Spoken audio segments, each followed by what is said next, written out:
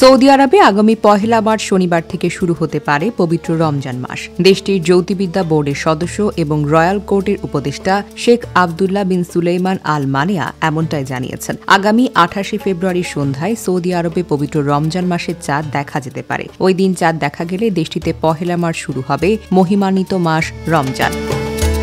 শেখ আবদুল্লাহ বিন সুলাইমান আল মানেয়া আরও জানান, এ বছরের রমজান মাসটি ২৯ দিনের হতে পারে। সে হিসেবে রমজানের শেষ দিন হবে আগামী ২৯ মার্চ, আর ঈদ উল ফিতর হতে পারে ৩০ মার্চ। তবে রমজানের চাঁদ দেখা যাওয়ার বিষয়টি ঘোষণা দেবে সুপ্রিম কোর্ট। তিনি আরও বলেন, ১৪৪৬ হিজরি সনের রমজান মাসের চাঁদটির জন্ম হবে ২৮ ফেব্রুয়ারি শুক্রবার রাত ৩টা ৪৪ মিনিটে। ওই দিন সন্ধ্যায় সূর্যাস্তের ৩২ মিনিট পর্যন্ত চাঁদটি আকাশে অবস্থান করবে, যার অর্থ খুব সহজেই চাঁদটি খালি চোখে দেখা যাবে। এদিকে সাধারণত মধ্যপ্রাচ্যের দেশগুলোর একদিন পর বাংলাদেশ সহ দক্ষিণ এশিয়ার বেশিরভাগ দেশে রমজান মাস শুরু হয়। সেই হিসেবে এবছর বাংলাদেশের মুসল্লিরা ২ মার্চ পর্যন্ত প্রথম রমজান পালন করবেন।